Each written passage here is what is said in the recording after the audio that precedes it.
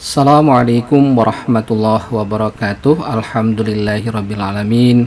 Asyhadu an la ilaha illallah wa asyhadu anna Muhammadar Rasulullah. Raditu billahi rabba wa bil islami dina wa bi Muhammadin nabiyya wa rasula. Rabbi syrah li sadri wa yassir li amri wahlul 'uqdatam min lisani yafqahu qawli. Amat senang berjumpa dengan Anda semua di mana saja Anda berada. Semoga Anda selalu diberikan kesehatan, rezeki dan barokah dari Allah Subhanahu wa taala. Kita akan berbincang kembali dan membahas tentang pengelolaan padang rumput. Nah, padang rumput ini sering ada yang menyebut dengan pastura. Nah, apa itu pastura? Pastura yaitu suatu hamparan tanah atau lahan atau lapangan yang ditumbuhi tanaman pakan, baik itu rumput ataupun legium atau tanaman lain yang dapat dimakan oleh ternak ya, atau hijauan makanan ternak atau dikenal dengan singkatan HMT, hijauan makanan ternak. Nah, sementara tanaman asli atau unggul yang ditanam biasanya diintrodusir ya, dimasukkan, ditanam secara sengaja. Nah, tanaman tunggal bisa itu campuran ya, bisa menjalar atau semak atau pohon ya. Tanaman pakan atau tanaman lain, tanaman pertanian atau perkebunan ya, itu termasuk kategori tanaman tunggal. Nah, tidak dibatasi atau dibatasi dengan pagar atau yang lain, misalnya ada tanaman ya, kalau misalnya dipagari dengan beberapa tanaman leguminosa, misalnya Gliricidia sepium atau gamal, angsana atau lamtoro atau turi dan seterusnya, bisa dibatasi dengan parit ya, ataupun tebing dan lain-lain, dengan harapan ya ternak tidak bisa keluar atau kabur dari lokasi padang pengembalaan itu atau pastura kita. Nah, digunakan untuk mengembalakan. Jadi fungsi dari sudah barang tentu pastura itu digunakan untuk mengembalakan ternak, khususnya ruminansia. Kalau non ruminansia ada, yaitu biasanya kuda, atau kita melakukan pengambilan atau panen dari hijauan itu, dipotong kemudian diberikan di kandang, itu dikenal dengan cut and carry. Nah, pastura dapat juga disebut sebagai padang pengembalaan atau pangonan, atau juga dikenal dengan grassland. Nah, bagaimana manajemen atau pengelolaan pastura yang baik?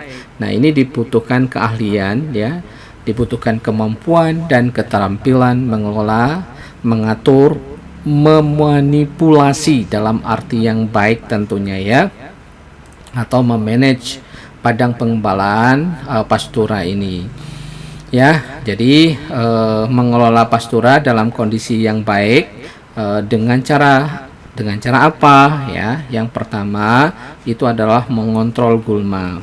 Gulma itu apa? Gulma itu adalah tanaman ataupun hijauan yang tidak diinginkan. Bisa jadi hijauan itu menjadi tanaman pengganggu, bisa juga hijauan tersebut bisa juga beracun ya, dan seterusnya. Ini hal-hal yang tidak diinginkan keberadaannya di dalam hamparan atau pastura kita atau padang pengembalaan kita, itu dikategorikan sebagai gulma atau tanaman yang berduri yang mungkin tidak bisa dimakan oleh ternak kita. Kemudian yang berikutnya itu mengatur nutrien atau dikenal dengan pemupukan. Jadi seperti halnya tanaman pangan ya, atau tanaman umumnya, walaupun rumput atau hijauan pakan ternak bisa terdiri dari leguminosa juga ya, itu membutuhkan nutrien atau unsur hara untuk pertumbuhan yang optimal, itu dibutuhkan. Oleh karena itu maka penting layak halnya untuk dilakukan di dalam proses pengelolaan itu, yaitu dengan proses pemupukan. Kemudian yang berikutnya mengatur atau memanage ternaknya. Lah, kenapa harus ternaknya juga diatur ya? Karena kita tahu ternak itu begitu dia di padang pengembalaan, bobot ternak itu yang sangat besar, sangat berat, itu bisa, kalau kapasitasnya terlalu besar, terlalu banyak, itu bisa menimbulkan kerusakan pada padang pengembalaan kita. Kemudian termasuk kotoran ya. Kotoran itu merupakan tekanan yang berat bagi rumput yang ada, karena memang kotoran sapi atau kotoran ternak yang lain yang baru dikeluarkan atau fesesnya itu belum siap untuk digunakan sebagai pupuk. Jadi ini bisa menimbulkan tekanan bagi padang rumput kita. Nah, dengan mengimplementasikan pengelolaan padang pengembalaan dan prinsip-prinsip pengembalaan yang baik dan benar, sehingga akan meningkatkan hasil dan kualitas hijauan atau forage untuk menyediakan tempat yang nyaman bagi ternak dan memperbaiki keindahan kawasan atau padang rumput. Di beberapa tempat padang pengembalaan itu sangat indah ya, terutama yang memang sudah terkelola dengan baik ya. Jadi gulmanya tidak terlalu banyak, misalnya ada pohon peneduhnya yang diperlukan untuk ternak di saat-saat misalnya memang ternak itu butuh istirahat dan seterusnya ya. Beberapa hal yang perlu istilahnya perlu disiapkan di dalam padang pengembalaan tersebut. Nah, keahlian dan keterampilan mengelola ya, mengatur, memanipulasi atau memanage dalam arti yang baik pastura ini, sehingga ketersediaan hijauan untuk grazing ternak yang digembalakan atau diberikan di kandang atau zero grazing ini tersedia ya. Kalau perlu sepanjang tahun ya. Jadi jangan sampai misalnya di musim tertentu rumputnya tidak ada, bahkan benar-benar tidak bisa digunakan untuk penggembalaan. Nah, ini jangan sampai terjadi. Kemudian mengatur hijauan yang ketersediaannya fluktuatif secara efisien dan efektif ya. Ada beberapa mungkin hijauan yang tidak tahan terhadap kekeringan ya, harus kita manage ya di padang pengembalaan ini, atau di padang pengembalaan kita itu disiapkan bibit rumput yang tahan kekeringan. Nah, ini kita berharap misalnya sepanjang tahun itu masih terdapat ini rumput yang potensial yang bisa digunakan untuk pakan ternak kita. Kemudian mengatur produksi ternak secara optimal ya, produk ternak daging misalnya, untuk susu, untuk wool, reproduksi dan lain-lain. Dengan memperhatikan hasil pastura per hektar atau satuan luas ya, jadi harus kita perhitungkan ini kaitannya dengan berapa banyak ternak yang mau dimasukkan ke dalam padang pengembalaan kita. Kemudian juga biasanya ininya jumlahnya itu dalam bentuk bahan kering hijauan ya, ataupun komposisi botani, rumput-rumput apa saja, kemudian unit pakan, kemudian produksi ternaknya. Jadi kita bisa mensimulasikan untuk padang rumput kita atau pastura kita dengan luas misalnya 10 hektar, berapa misalnya ternak yang harus disiapkan atau yang bisa kita kelola untuk lahan tersebut, atau lebih luas 100 hektar dan seterusnya, sehingga produksi ternak kita bisa terukur juga. Jadi misalnya 1 bulan kita harus keluarkan berapa ekor ternak dan seterusnya. Oke. Kemudian mengatur jumlah dan komposisi ternak sehingga kesinambungan pastura itu terjamin. Pastura ya atau padang pengembalaan itu harus diatur sedemikian rupa.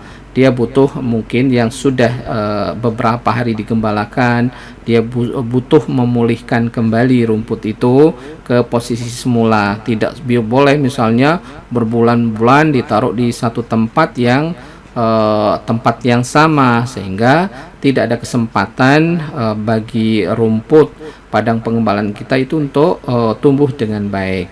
Kemudian memperhatikan kondisi lingkungan, misalnya vegetasi, udara, air, dan tanah, dan tata ruangnya, dan lain-lain yang mendukung untuk padang pengembalaan kita. Nah, ini salah satu contoh ya padang rumput alam atau native permanent grassland ya, yang mungkin di beberapa tempat ada ya, seperti di Padang Mangatas, mungkin di daerah NTT ya, kemudian di daerah Sulawesi yang mungkin bisa kita jumpai, atau di tempat Anda ya, ada di Sumatera Selatan juga ada ya. Oke. Nah, ini padang rumput buatan ya, temporary grassland yang sengaja ditanam, biasanya tujuannya adalah digunakan untuk sistem cut and carry. Jadi dipotong kemudian dibawa ke kandang dan diberikan pada ternak. Nah, biasanya dikombinasi dengan leguminosa pohon. Di sini ini terlihat ini adalah gamal ya, Gliricidia sepium ya, yang ini ya, bukan lamtoro. Oke. Nah, padang rumput atau grassland, vegetasi yang komposisi tanamannya didominasi oleh rumput. Jadi hampir sebagian besar itu adalah rumput. Padang rumput adalah dataran yang terbuka, tertutup dengan rumput yang rapat, tumbuh rumput tinggi, semak, penutup tanah, berasosiasi dengan tanaman atau herba lain. Ini native atau indigenous atau semi natural, atau ada campur tangan manusia. Ini beberapa kategori yang mungkin bisa kita dapatkan di lapangan ya. Kemudian padang rumput alam, areal pertumbuhan tanaman yang dibatasi oleh keadaan tanah dan iklim. Nah, apa yang mempengaruhinya? Misalnya curah hujan kurang untuk suatu hutan atau steppe, prairie, pampa, dan savana ya. Tempat yang tinggi dikenal dengan tundra ya. Kemudian angin kencang, padang rumput di pantai misalnya. Kemudian tanah dengan kadar garam ya di pinggir pantai juga. Kemudian tanah yang kadang tergenang juga di daerah rawa-rawa ya.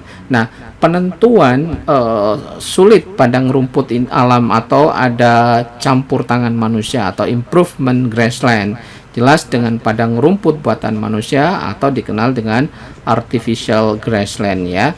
Jadi untuk menentukan memang tidak semudah yang apa yang kita gambarkan, karena biasanya suatu padang pengembalaan itu adalah sesuatu ya ekosistem yang sangat kompleks ya, tergantung kalau misalnya itu sudah buatan manusia, itu sudah sedemikian rupa bisa kita atur, bahkan rumputnya, legiumnya bisa kita atur sedemikian rupa.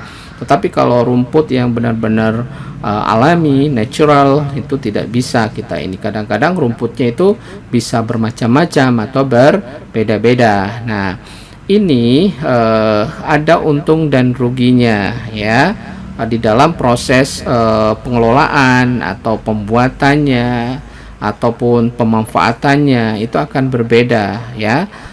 Kalau misalnya rumput yang sudah dibuat oleh manusia, ini biasanya rumputnya bisa kita atur, misalnya dari jumlah rumput tertentu, legium tertentu, dan produksinya bisa kita perhitungkan ya, bisa kita prediksi dengan baik. Tapi kalau rumput alam, karena kadang-kadang variasinya terlalu besar, itu biasanya kita harus memikirkan bagaimana, apakah mau di improvement padang rumputnya atau seperti apa. Ini nanti tinggal strategi kita bagaimana untuk meningkatkan produktivitas padang rumput yang kita punya ya. Jadi itu. Nah, penyebaran padang rumput. Penyebaran padang rumput ini berhubungan dengan iklim ya. Iklim itu berhubungan juga dengan intensitas sinar matahari atau lama penyinaran ya, sudut datangnya sinar, suhu, total curah hujan tahunan, dan distribusinya serta kelembaban yang mempengaruhi adaptasi pertumbuhan dan produksi rumput. serta legum ataupun semak. Nah, ada aspek yang menguntungkan bagi suatu spesies tanaman ya. Jadi ada beberapa dengan kondisi iklim tertentu memang tanaman itu sangat sangat potensial dan dia bisa tumbuh survive di beberapa tempat. Tetapi ada juga tanaman yang terseleksi dengan sendirinya karena tidak mampu bersaing dengan kondisi iklim yang ada. Nah, dominasi tanaman dalam suatu daerah inilah yang akan membuat misalnya kita lihat padang rumput itu seolah-olah rumputnya seragam semua ya. Jadi inilah yang terjadi seleksi di alam. Yang mungkin yang tidak bisa tumbuh maka dia akan mati. Nah, tanah atau topografi tanah atau dataran rendah atau dataran tinggi, pegunungan, perbukitan, lembah, ngarai juga berpengaruh juga ya. Jadi pegunungan itu mungkin rumput-rumput tertentu dengan ketinggian tertentu tidak semua rumput bisa tumbuh ya. Mungkin yang demikian juga yang di lembah, mungkin di ngarai ataupun ada yang tergenang itu tidak semua rumput yang bisa tumbuh, hanya rumput-rumput yang tertentu yang bisa tumbuh dan dia akan terus dominan. Nah, itulah maka muncullah padang rumput atau padang pengembalaan tersebut yang biasanya jenis rumputnya cukup homogen ya, karena mengingat sudah terseleksi. Nah, pengaruh iklim di daerah tropis atau tropis ya terhadap perkembangan atau perombakan tanah lebih nyata dibanding di daerah temperate ya yang 4 musim. Tanah tropik lebih kompleks ya. Tanah di kita terutama di Indonesia di daerah tropis itu lebih kompleks. Nah, vegetasinya padang rumput bisa terjadi padang rumput, kemudian hutan, savana. Nah, yang kalau di Indonesia ya banyak sekali terjadi karena aktivitas manusia, penebangan hutan misalnya, kemudian dibiarkan, maka terjadilah proses awalnya pioner itu alang-alang, setelah itu berkembang lagi ya menjadi sesuatu yang rumput yang sangat variatif dengan berbagai macam semak biasanya. Nah, ini yang sering terjadi di Indonesia. Nah, kemudian dipengaruhi juga cara bertani atau aktivitas manusia tadi ya, yang sudah digambarkan misalnya pergiliran tanaman, pembakaran spesies tanaman tertentu, kemudian pemukiman dan perdagangan. Ini juga akan mempengaruhi penyebaran padang rumput dan kadang-kadang juga sangat beralih fungsi atau tertekan karena kita itu ya, penduduk kita termasuk terutama di Indonesia itu kan sudah cukup banyak sekitar 260 jutaan yang dimana dari waktu ke waktu sudah barang tentu itu akan membutuhkan tempat tinggal ya, mau tidak mau. Kalau ada lahan kosong ya, ada lahan kosong yang ada misalnya di sekitarnya pasti digunakan untuk kebutuhan tempat tinggal manusia. Nah, sementara kita juga butuh makanan. Ini sering terjadi konflik antara manusia dan ini kalau yang di alam liar itu kan dengan ini ya, dengan hewan ya, misalnya harimau yang sering terjadi konflik ya dengan gajah dan lain-lain. Nah, untuk ternak biasanya kita sering memberikan yang lahan-lahan marginal ya, lahan-lahan yang kurang misalnya dimanfaatkan dijadikan sebagai tempat untuk menanam hijauan pakan ternak. Seharusnya tetap saja ya, kalau kita mau punya produksi hijauan pakan itu dengan kualitas yang bagus ya, dibutuhkan juga lahan dengan kondisi unsur hara yang bagus ya, bukan tanah marginal tentunya. Nah, iklim ya, iklim ini berkaitan dengan sinar matahari, intensitas atau lama penyinaran ya. Beberapa tanaman itu berhubungan dengan lama penyinaran ya. Contoh gampang ya, kenapa misalnya kita tidak survive di kedelai ya, kedelai misalnya gandum, karena memang tanaman itu membutuhkan penyinaran yang cukup lama. di kita kan lama penyinaran ya, karena memang 24 jam paling dibagi menjadi dua ya, sekitar 12 jam. Kalau di daerah temperate, daerah 4 musim itu penyinaran matahari itu ada bisa mencapai 16 sampai 18 jam, itu bisa terjadi gitu ya. Jadi itulah kondisi. Nah, rumput, jenis-jenis rumput yang ada di kita ya mungkin berbeda dengan di daerah temperate ya, dengan kondisi tadi seleksi alam, seleksi iklim ya, kondisinya akan membentuk rumput-rumput yang memang di beberapa padang pengembalaan itu berbeda. Kemudian suhu jelas ya, di 4 musim dengan kita itu pasti berbeda. Kita cuma mengenal di Indonesia itu musim kemarau yang rada panas, musim penghujan yang suhunya agak dingin. Kemudian tekanan udara dan angin ya, juga ini akan mempengaruhi bagaimana sirkulasi, bagaimana hujan, bagaimana nanti musim kering atau kemarau ya. Kemudian hujan atau kelembapan itu berhubungan juga dengan kadar air ya. Kelembapan yang ada di ini akan juga berpengaruh pada pertumbuhan dari padang rumput kita. Curah hujan misalnya ya, kita gambarkan di sini ya beberapa curah hujan menurut intensitasnya. Curah hujan di daerah tropik itu dibedakan menjadi curah hujan yang tinggi. Berapa kisarannya? Misalnya kisarannya 2.500 sampai 6.000 mm per tahun. Biasanya di sekitar 5 derajat lintang utara dan lintang selatan, bahkan di atas 10.000 mm ya. Selatan di atas utara juga, mungkin di tropik ya, di daerah temperate ya. Kemudian distribusi hujan mempengaruhi pola pertumbuhan tanaman juga ya. Kemudian curah hujan yang sedang ya, sekitar 1.000 sampai 2.000 mm per tahun. 2 musim hujan dengan 1 musim kemarau yang pendek misalnya. Kemudian separuh musim hujan dengan separuh sisanya musim kemarau. Curah hujan itu kisaran untuk yang curah hujan rendah kisarannya adalah 750 sampai 1.250 mm per tahun. Ini masuk kategori curah hujan rendah. Nah, musim hujan yang pendek dengan musim kemarau yang panjang dengan curah hujan yang rendah itu ya. Itu kondisi kalau kita kategorikan dalam curah hujan.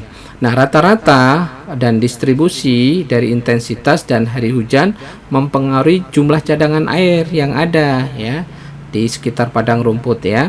Air yang terdapat dalam tanah atau water holding capacity (WHC) ya, tergantung pada struktur dan tekstur tanah serta kedalaman air tanah. Nah, drainase, apa itu drainase? Keluarnya air dari tanah tergantung dengan jumlah curah hujan atau intensitas dan distribusi serta struktur tanah ya. Bisa ada tanahnya itu berpasir, bisa lempung, liat berat dan ringan. Itu beberapa kondisi yang berhubungan dengan curah hujan, kaitannya dengan WHC, kaitannya dengan drainase nanti. Nah, curah hujan merupakan elemen iklim paling penting ya, curah hujan ini, karena bisa berpengaruh pada suhu dan sinar matahari di daerah tropik ya, kadang-kadang kurang diperhitungkan. Karena apa? Karena biasanya sudah stabil ya, berbeda dengan di daerah yang temperate ya. Hujan merupakan sumber air utama dari padang rumput ya. Jarang-jarang padang rumput itu ada irigasinya ya, kecuali sawah misalnya. Nah, ini jadi hujan merupakan sumber air utama padang rumput yang ada. Apalagi rumput alam tentunya ya. Oke. Nah, tanah atau lahan Apa fungsinya? Sebagai media tumbuh utama tanaman, di mana tempat tumbuh tanaman menyediakan unsur hara tanaman yang terdiri dari air, udara, dan mineral. Tanah sebagai media tumbuh tanaman terdiri dari bahan anorganik, ya, mineral, bahan organik biasanya yang paling rendah, kemudian air dan udara, ya. Jadi itu yang berhubungan dengan tanah atau lahan, dan ini menjadi krusial apabila persepsi orang untuk hijauan pakan itu tanahnya tanah marginal yang miskin hara. Ini diharapkan kita juga menyiapkan sebetulnya lahan yang potensial sehingga produksi hijauan kita itu bisa optimal, ya, bukan hanya sekedar asal tanah, asal lahan yang gersang misalnya yang tidak bisa ditanami. Tetap hijauan itu juga makhluk hidup yang membutuhkan lahan yang unsur haranya mencukupi.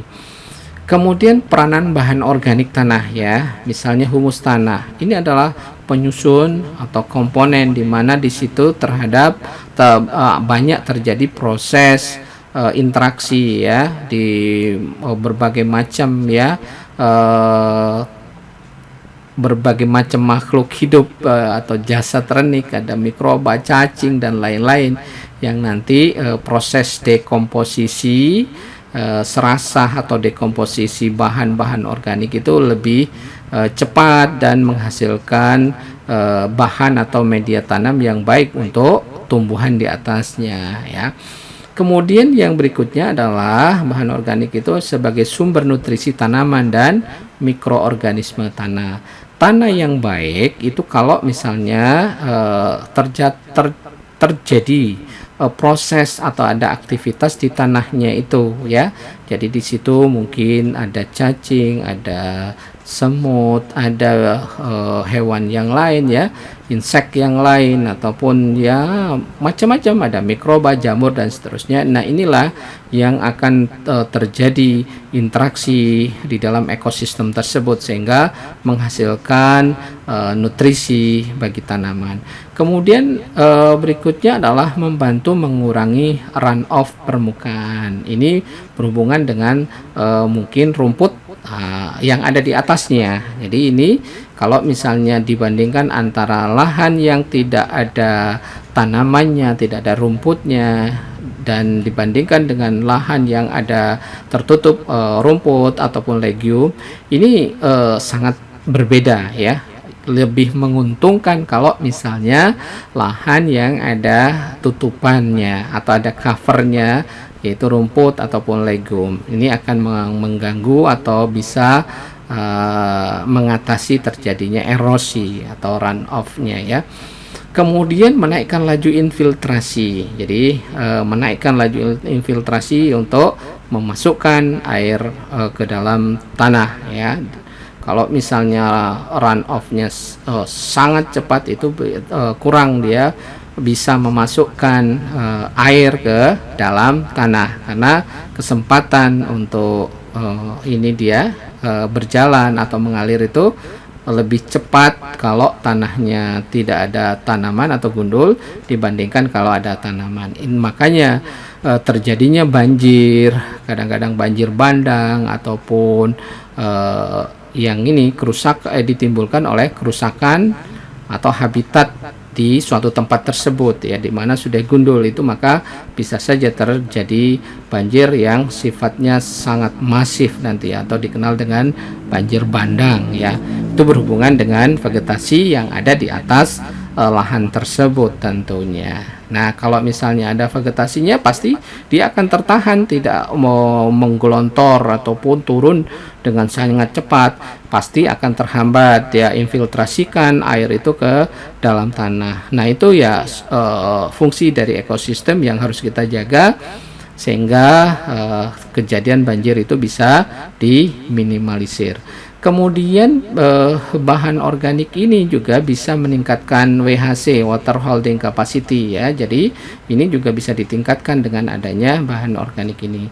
Kemudian menaikkan kapasitas pertukaran kation. Jadi Itu di dalam proses ini ya membantu nanti kalau pertukaran ke kapasitas kation ini terjadi, ya pasti lahan tersebut menjadi subur nantinya. Jadi tidak padat, ya bisa berfungsi semua mikroorganisme yang ada di dalamnya, dia akan terus berproses sehingga menghasilkan nutrisi tadi ya yang bisa dimanfaatkan oleh tanaman.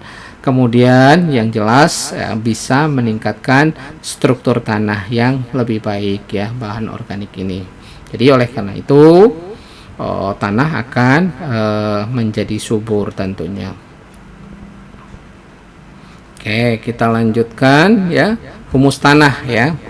Jumlah humus balance ya atau imbangan antara laju pembentukan dan dekomposisi ini juga harus diperhatikan ya.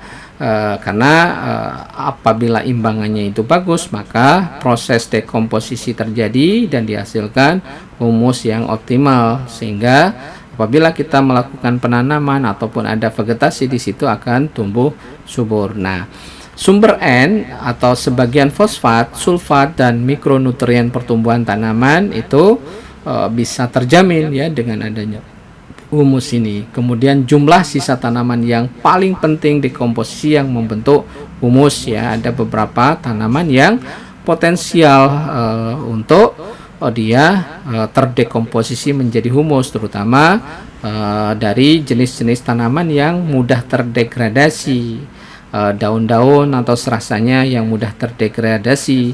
Terutama di sini yang kita andalkan untuk menyuburkan tanah, membuat humus itu adalah dari jenis leguminosa pohon ya. Jadi dia ada beberapa leguminosa yang potensial, misalnya gamal ya, kemudian lamtoro, kemudian turi atau sesbania grandiflora ya. Itu sangat potensial untuk menyuburkan tanah, untuk membentuk humus yang tinggi, karena selain daunnya kecil, dia mudah, kandungan proteinnya tinggi ya. Nanti itu akan berdampak pada kandungan N tanah ya. Nah, apalagi kalau misalnya diimbangi dengan bintil akar, kalau ada yang bisa bersimbiosis dengan bakteri atau mikorhiza tertentu, dia bisa menangkap nitrogen dari udara kemudian dibenamkan ke dalam tanah. Ini sangat baik untuk berbagai hal yang bisa membantu perbaikan tanah ya. Kemudian temperatur mempercepat dekomposisi ya. Jadi temperatur juga bisa mempercepat dekomposisi ya. Seperti ya sewajarnya lah, kalau kita misalnya kita mau proses itu berjalan dengan baik ya, bakteri ataupun jamur tumbuh itu membutuhkan kondisi temperatur tertentu yang spesifik ya, spesifik sesuai dengan jamur atau bakteri yang ada, sehingga dekomposisi itu bisa berjalan dengan baik, termasuk mungkin jasad ternik, cacing dan lain-lain. Kalau misalnya membeku, ini dingin, dia tidak bisa melakukan aktivitas, bahkan beberapa binatang tertentu melakukan hibernasi ya. Sama halnya ya mungkin yang di dalam tanah ya. Kalau terjadi suhu yang ekstrim, dia tidak bisa beraktivitas dengan baik ya.